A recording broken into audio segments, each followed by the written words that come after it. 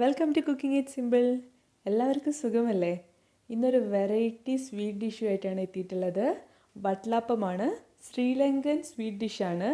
പക്ഷേ ഉണ്ടാക്കാൻ വളരെ എളുപ്പമാണ്. നമ്മൾ ക്രം ക്യാരമലൊക്കെ ഇല്ലേ, അതിൻ്റെ ഒരു വേറെ വേർഷനാണ്. പക്ഷേ വീട്ടിലുള്ള ഇൻഗ്രീഡിയൻസ് വെച്ചിട്ട് നിങ്ങൾക്ക് ഈസി ആയിട്ട് ഉണ്ടാക്കാൻ പറ്റുന്നൊരു സാധനമാണ്.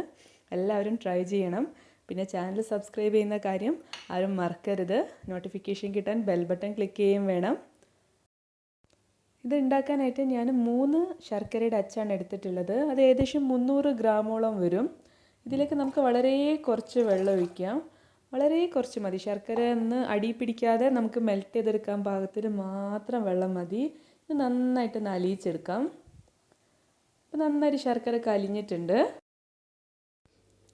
ഞാനിവിടെ 3 ഏലക്കായും ഒരു കഷ്ണം കറാമ്പട്ട എടുത്തിട്ടുണ്ട്.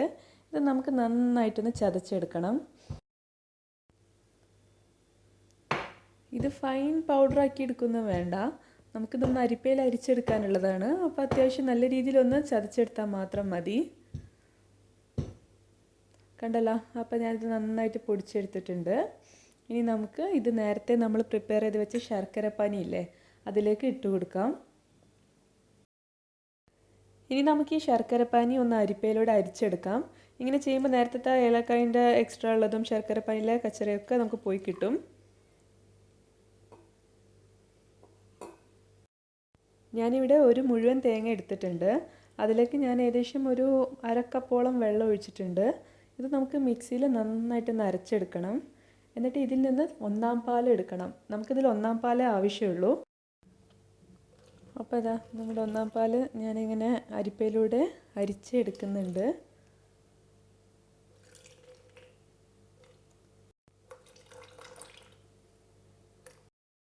നമ്മൾ നേരത്തെ ഉരുക്കി വെച്ച ശർക്കരയാണ്. അത് കുറച്ച് ഉറച്ചു പോയിട്ടുണ്ട്. കുഴപ്പമൊന്നുമില്ല, കാരണം നമ്മൾ അധികം വെള്ളമൊന്നും ഒഴിച്ചിട്ടില്ലല്ലോ.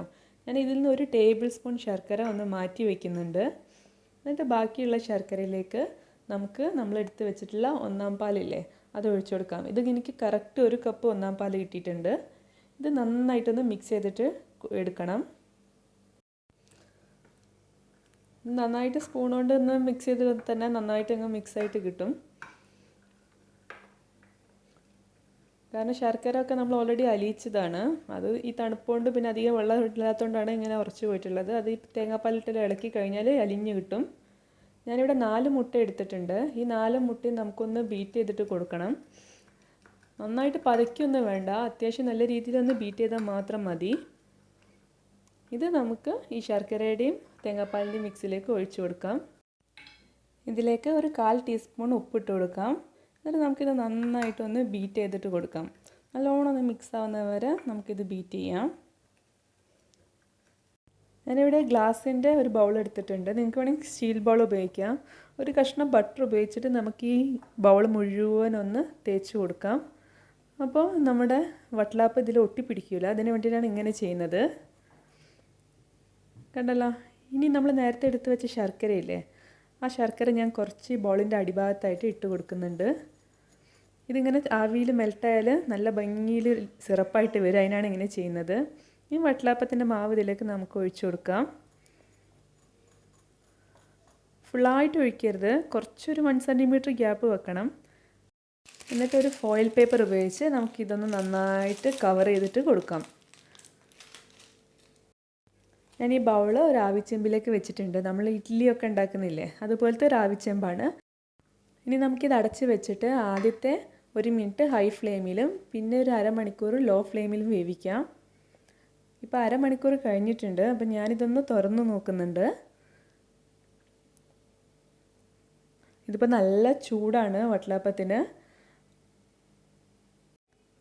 നമുക്കിതൊന്ന് എടുത്തിട്ട് മാറ്റി വയ്ക്കാം. ഈ ഫോയിൽ പേപ്പർ ഒന്ന് തുറന്നിട്ട് നമുക്കൊന്ന് നോക്കി നോക്കാം.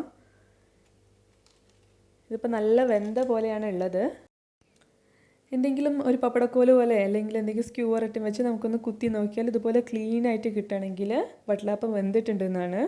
ഇത് ചൂടെല്ലാം പോയ ശേഷമേ നമ്മൾ മുറിക്കാൻ പാടുള്ളൂ. ചൂടൊക്കെ പോയപ്പോൾ തന്നെ കണ്ട എൻ്റെ വട്ടലാപ്പം ഇത് പാത്രത്തിൽ നിന്ന് വിട്ട് വന്നിട്ടുണ്ട്. അങ്ങനെ ഇല്ലയെന്നുണ്ടെങ്കിൽ കത്തി കൊണ്ട് ഒന്ന് സൈഡ് വെച്ച് കൊടുത്താൽ മതി. ഞാനിതൊരു പ്ലേറ്റിലേക്ക് മറിക്കുന്നുണ്ട്. കണ്ടല്ലോ, നല്ല ക്ലീനായിട്ട് വെന്ത് വന്നിട്ടുണ്ട്. കണ്ടോ, നല്ല സോഫ്റ്റാണ്, നല്ല ജിഗ്ലി ജിഗ്ലി ആയിട്ടാണ് ഉള്ളത്, നല്ല സോഫ്റ്റാണ്. നമുക്കിതൊന്ന് കട്ട് ചെയ്ത് നോക്കാം, ഇതിൻ്റെ ഉൾവശം എങ്ങനെയാണ് ഉണ്ടാവുക എന്നുള്ളത്. ഞാൻ നേരത്തെ പറഞ്ഞത് ഇത് ക്രം ക്യാരമൽ പോലെയാണ്, പക്ഷേ നമ്മുടെ ഒരു നാടൻ വേർഷനാണ്. നമ്മൾ തേങ്ങാപ്പാലല്ല ഉപയോഗിക്കുന്നത്. നല്ല ടേസ്റ്റാണ്, എല്ലാവരും ട്രൈ ചെയ്യണം. താങ്ക്